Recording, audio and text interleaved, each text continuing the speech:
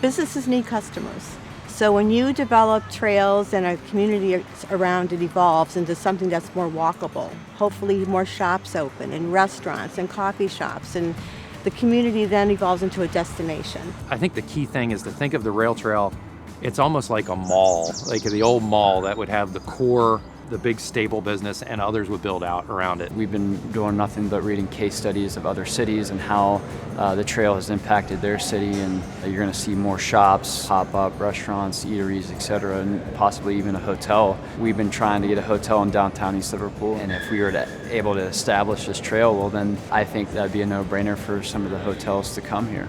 The bike trail really is a destination. So a lot of people from New York City, a lot of people from DC, from Cleveland, you see them coming here to enjoy the trails. I can say it definitely benefits us having the trail traffic. Smart business people recognize if I associate myself with a trail system, I can enhance my overall marketing, which is so cool. Craft breweries are relocating either in a town along a trail system or midway between. They didn't do that by happenstance. It's really all about economic development and travel and tourism working hand in hand. We talk about economic development as bringing new businesses, recruiting and retaining talent. One of the things we found in our study is that the properties along the trail itself, the values grew at like 3 times the rate of the broader county. We're a block from the trail, right? And that trail is along the river, and Pittsburgh has run an amazing job with trails and bike lanes and all that. And so we're on the new Greenway, so we're right beside the Greenway, the road right where we are, right in the heart of the Strip District. The Strip District's booming. Getting a trail connected from the lake to the river would be absolutely amazing for this area, for the entire region, the entire trail. It certainly spurs the economic development there, but it also makes the cities much more livable. I mean, people want to live near a trail. I mean, what a great thing to have. At the end of the day, you take your dog for a walk, or you walk with your friends, or you take a ride, or you just de-stress, right? Back out in nature. A lot of manufacturing jobs have left the area, and now they get attracted by the trail and see how beautiful and great this area is. And we do hear people moving here and telling us the story. It's pretty cool. When we were talking with business owners and advocates and others, they said, yes, the trail supports our business, you know, it's good for our employees. What we kept hearing though is this quality of life, these social impacts that maybe aren't anticipated but are vital. We're an aging population here, and we need to start attracting young people that have graduated back here and people to stay here.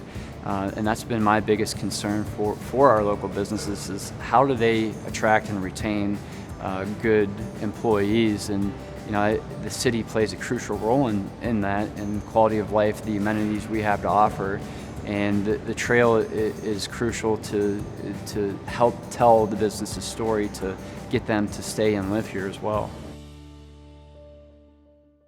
Welcome everyone. My name's Cathy McCollom. It was my honor to actually participate in one of the first Trail Town programs, and as this session's about entrepreneurship, I'm delighted to be able to also introduce you to our 2 presenters today and ask them a few questions to kind of get to the meat of it. So Shae Strait.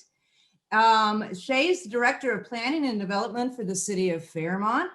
He's responsible for all of the comprehensive planning, zoning, and all the community engagement in that city. And he also is looking at connecting it with trails. And we also have with us Caytlin Lusk. Caytlin is the program coordinator for the Cambria County Conservation and Recreation Authority. She also communicates very frequently with the small businesses in town, which is perfect for this discussion today about Trail Town businesses. So we know that there's a lot of positive economic impact realized by trails coming into small communities and that businesses are springing up. But Shae, one of the first questions asked of me by potential entrepreneurs was, what about the winter months? I mean, this is a kind of a good weather kind of market. So what do I do as a small entrepreneur start launching a business? What do I do in the winter? Yeah, that's a fantastic question. And of course, foremost is great financial planning and making sure that you have a plan for your business to sustain the highs and lows with that. that comes naturally. But on top of that, the other thing you could look at is the diversification of your business and making sure you're hitting on as many available demographics as possible and contributing back to your local microeconomy. For instance, if you're a local bike shop, maybe it also could be the local sports apparel store or other types of things to help fill the needs of your local community. As well, trails I think can be all seasonal, especially if you advocate well and maybe even carry the right products for them to help keep the users out there and engaged. But definitely looking at those different ways that you can entice folks with different sales and services and to keep that diverse as possible. And Caitlin, for you, I'd like to ask, a lot of the trails enter a community at the edge of the community, not all are in the middle of the central business district. So if you've encouraged a small trail business to open and market to that user group, how do you ensure that the market, the cyclist, gets to the business? Well, it's very important to make sure that they have safe ways to get there. So we are actually currently working with some of our local communities along one of our trails in particular that passes through 2 different counties to see if we can get some kind of signage up there, greenways along the roads. We make sure that our maps are very detailed as well. That's very important to make sure that your trail users know where to go. And it's also important to make sure that you're touching base with all the businesses that would potentially attract your trail users. Say you have a restaurant maybe a mile off the trail. We actually do have a campground that is about half a mile from one part of our trail. So we try to make it clear how you can access that, and we cross promote for one another, just so, again, trail users know it's there, how to access it. Excellent, excellent. As community leaders, and this question will go to both of you, but we just have a couple minutes.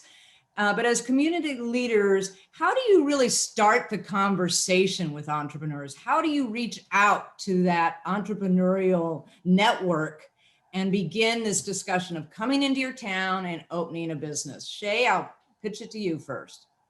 I think communities can definitely be proactive in this and talk about how there's a need, there's an economic need in their community to begin wanting that engagement and bring those folks to the table, potentially new businesses as well.